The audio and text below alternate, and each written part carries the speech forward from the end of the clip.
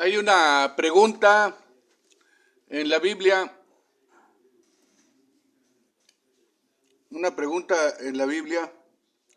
en Malaquías 3, 8 al 10. Dice, ¿robará el hombre a Dios? Pues vosotros me habéis robado. Y dijisteis, ¿en qué te hemos robado? En vuestros diezmos y ofrenda.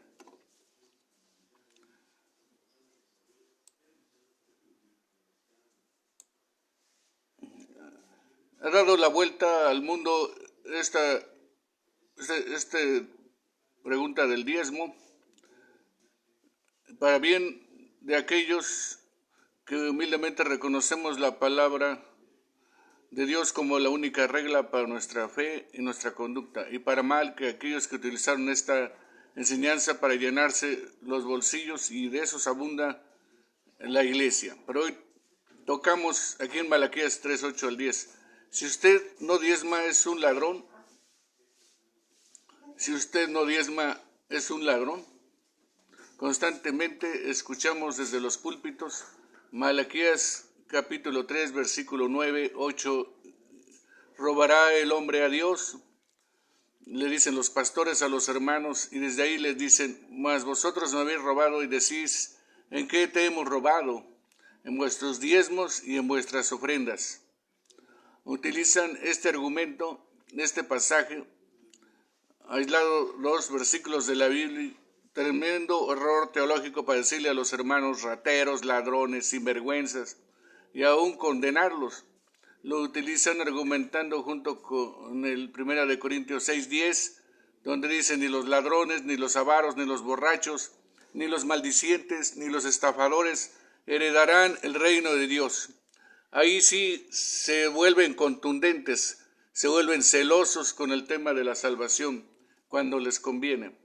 Pero vamos a mirar en el contexto y en la profundidad de este pasaje si es que verdaderamente son malditos los hermanos de nuestras iglesias por no traer dinero o diezmo al alfolí. Amén. Vamos a ver si es verdad esto y vamos a irnos al pasaje. Siempre con la Biblia. Hay un error aquí, antes, mientras vamos abriendo la Biblia, hay un error de todo esto, tiene que ver con que no se toca o no se lee los pasajes completos, los pasajes anteriores al texto. Acabo de abrir Malaquías 3, puedo irme más hacia atrás porque obviamente cada libro del Antiguo Testamento tiene una razón de ser. El libro de Malaquías tiene una razón de ser, porque es un libro de reprensión para los sacerdotes, para los judíos. El capítulo 1, en el versículo 1 del libro de Malaquías. Aquí me dice claramente, profecía de la palabra de Jehová contra Israel por medio de Malaquías. Contra Israel. Comienza el libro de Malaquías, capítulo 1:1, diciendo, profecía de la palabra de Jehová contra Israel por medio de Malaquías. Entonces, ahí nada más claramente las escrituras están diciendo a quién Dios está reprendiendo con ese texto. Ni más ni menos que al pueblo judío o a la nación de Israel. Y si usted sigue leyendo, todo esto es una reprensión. En el versículo 6, el hijo honra al padre y el siervo a su señor, sí, pues soy yo padre. ¿Dónde está mi honra? Y si soy señor, ¿dónde está mi temor? Dice Jehová de los ejércitos a vosotros, oh sacerdotes, que menospreciáis mi nombre y decís, ¿en qué hemos menospreciado tu nombre? Este pasaje y más adelante, versículo 7, en que ofrecéis sobre mi altar pan inmundo. Todo este pasaje se refiere a los sacrificios, a la presentación de ofrendas. El versículo 8 continúa diciendo, y cuando ofrecéis el animal ciego para el sacrificio, no es malo. Asimismo, cuando ofrecéis el cojo o el enfermo, no es malo. Preséntalo pues a tu príncipe, ¿acaso se agradará de ti o serás acepto? Dice Jehová. El pasaje de Malaquías es clarísimo, que se dirige hacia el pueblo de Israel, y el tema que está tocando en sí, cómo los judíos habían menospreciado el altar del sacrificio, habían dejado sin comer a los levitas. Ahora permítanme hacer un paréntesis antes de leer el capítulo 13 en adelante. Un paréntesis. El sacerdocio judío, esto es muy importante lo que yo les voy a decir del sacerdocio judío. Cuando Israel llega a la tierra prometida, los judíos recibieron tierra y por consecuencia ganado y muchas cosas más. Ahora, habían obviamente 12 tribus. De las 12 tribus, había separado a una tribu que era la tribu de los levitas, de Leví. Esa tribu no heredó tierra. Por el contrario, en lugar de Dios hacerle llegar territorio a los levitas, esto lo dice claramente para el que tenga alguna duda. Eso lo dice Números 18:21. He aquí yo he dado a los hijos de Leví todos los diezmos, por heredad, por su ministerio, por cuanto ellos sirven en el ministerio del tabernáculo de reunión. Entonces el levita no había heredado tierra, por lo tanto Dios mandó que como ellos no recibieron tierra, ellos reciban los diezmos. Hay un requisito fundamental cuando hablamos del diezmo: tienen que haber levitas, porque el levita era el único que tenía la capacidad de recibir los diezmos. Eso que dicen que Jesucristo recibía los diezmos cuando estuvo en su ministerio, no, porque él no era levita. Los levitas sí recibían los diezmos. Es una mentira que Jesucristo recibía diezmos. La Biblia dice que los levitos recibían el diezmo y Jesús no era el levita. Otra cosa que es clara y contundente en el mensaje es que el diezmo no era dinero. No era dinero. Luego hablaremos de que el diezmo no fue dinero, nunca fue dinero. Muchos dicen que porque en su tiempo no había dinero. Antes, muchísimo antes, 2000 años antes ya había dinero.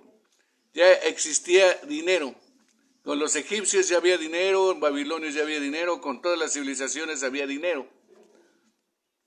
El diezmo era animales o ganado, según prescribía también la ley de Moisés. No se diezmaba dinero, se diezmaban animales para los sacrificios. Deuteronomio 14, mire, 14, Deuteronomio 14, 22. En Deuteronomio 14, 22 vamos a resaltarlo, para que todos lo veamos y nos quede claro. Vamos a hacer énfasis en Deuteronomio 14, 22. Indefectiblemente, dice ahí, Deuteronomio 14, 22, indefectiblemente diezmarás todo el producto del grano que rindiere tu campo cada año, y comerás delante de Jehová tu Dios en el lugar que él escogiere para poner allí su nombre. El diezmo de tu grano, de tu vino y de tu aceite, y las primicias de tus manadas y de tus ganados, para que aprendas a temer a Jehová tu Dios todos los días. Si el camino fuere tan largo que no pudieras llevar todo el grano y todo el ganado, lo venderás y comprarás cuando llegues al lugar donde nuevamente lo que ibas a diezmar. O sea que no querían dinero, querían el ganado para los sacrificios. Si no podías cargar con todo el ganado y todo el trigo y todo lo que tú lo podías vender en tu tierra, y con ese dinero, al llegar al lugar donde tenías que hacer el sacrificio, comprabas el ganado y lo ofrecías en sacrificio y lo comías junto al sacerdote. Lastimosamente se les malogró el negocio a muchos pastores que estaban viviendo en este tema del diezmo. Algunos dirán que les estoy insultando, pero yo no los insulto. Algunos yo los entiendo porque pues todo el mundo cree que es dinero, pero no es dinero. Porque yo los entiendo porque por ignorancia, porque son ignorantes y yo también he sido ignorante hasta que lees, pero Dios te perdona y si te arrepientes y ahora obviamente dejas de enseñar esas mentiras de que la gente tiene que diezmar y obligarles y sacarles malaquías. Por favor, no caigamos en eso porque ahí sí hay un juicio, porque ahora ya sabes la verdad. Pero todavía no terminamos. Para empezar, hoy día piden dinero y el diezmo no era dinero. Piden dinero y el diezmo era grano, vino, aceites, primicias de tus frutos. No diezmaba el pobre. Si sumamos a esto, no les quedaría nada a los que andan pidiendo dinero. No les quedaría nada a los que andan pidiendo dinero como diezmo. Ahora, dicho todo esto, nos vamos de nuevo a Malaquías y vamos a mirar que si es ladrón el que no diezma. Vamos al texto para ver si es ladrón el que no diezmo. Malaquías 3. Generalmente lo que hacen es leer, todo lo demás lo dejan atrás, todo eso lo aparten, no lo quieren saberlo, no quieren leerlo, no les importa, no les gusta. Y se van de frente al versículo 8 y le dicen, ¿robará el hombre a Dios? Les meten miedo, los asustan. Mas vosotros me habéis robado y dijisteis, ¿en qué te hemos robado? Malditos sois con maldición, porque vosotros, la nación toda me habéis robado. Y les encanta el verso 10. Traed todos los diezmos al alfolí, alimento en mi casa, y probadme ahora en esto, dice Jehová de los ejércitos, si no abriré las ventanas de los cielos y derramaré sobre vosotros bendición hasta que sobreabunde.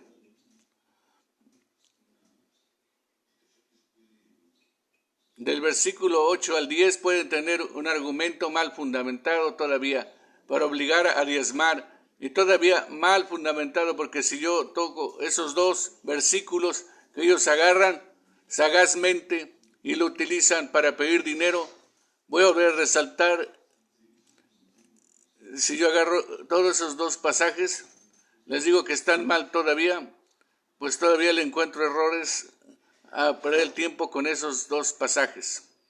Porque la Biblia dice en el versículo 10, traed los diezmos al alfolí. Y la palabra alfolí, para los que no saben, alfolí no es una bolsita donde abren su bolsita para que den su colecta, su dinero. Eso no es alfolí. La palabra para alfolí en cualquier diccionario significa granero. El alfolí era el granero donde depositaban el grano, la 10ª parte del grano que cosechaban los israelitas. Es alimento. Y hay alimento en mi casa. Ellos mismos dicen que es alimento en la casa. ¿Por qué? Porque era alimento el que diezmaban, no era dinero. Y ahí le dicen que está robando el hombre a Dios. Ellos sí están robando a Dios. Ellos son los ladrones porque ellos están robando a la gente porque no es dinero. Y tengo mucho argumento aquí para mostrarles. Pero como un estudioso de la Biblia no lee la Biblia así, obviamente. Leer la Biblia así es una falta de ética, de criterio, de moral. No es no tener moral. Eso obviamente les falta a la mayoría de la gente que ignora.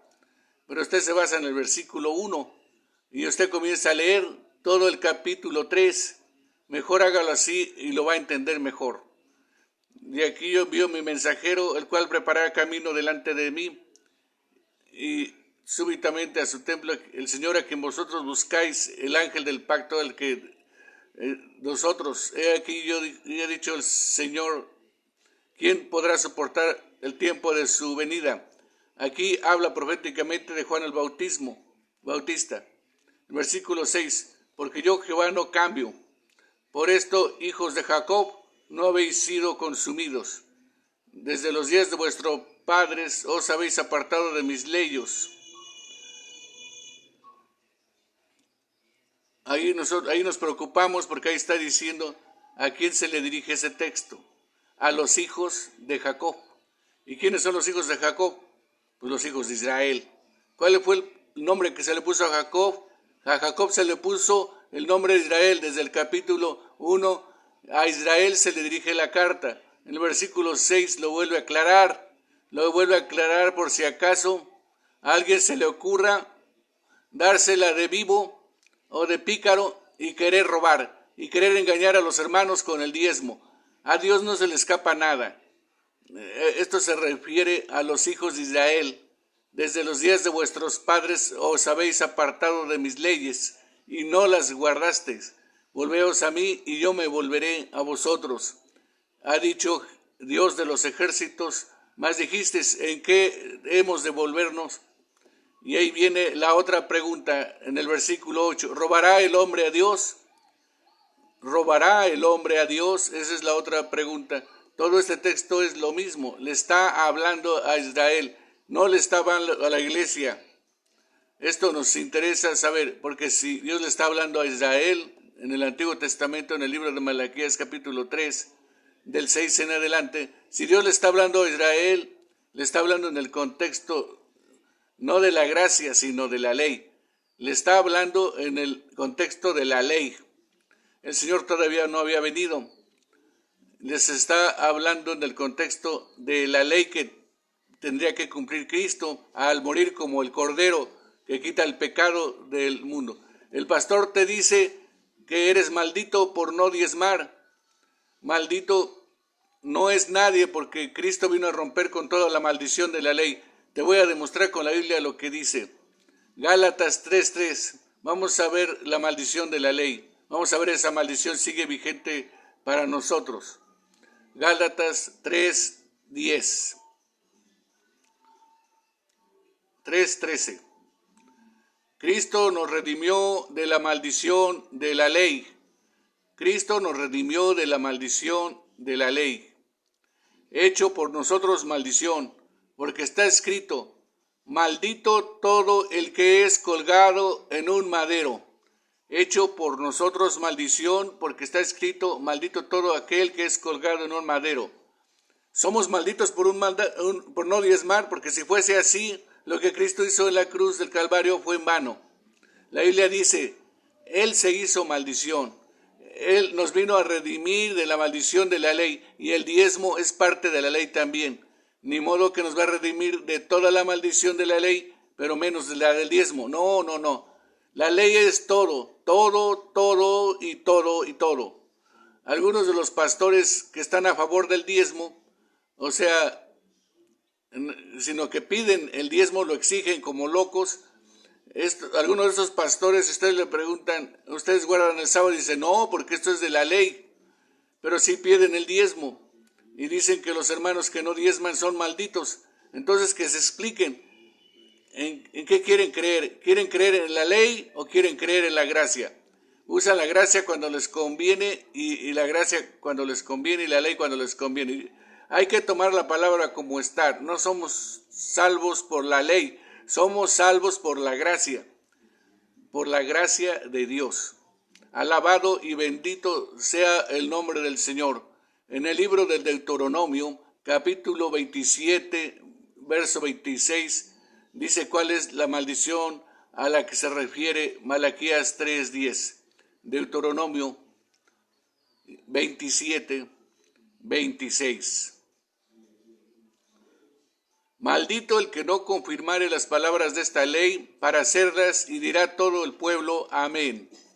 Maldito el que no confirmare las palabras de esta ley para hacerlas, y dirá todo el pueblo, amén.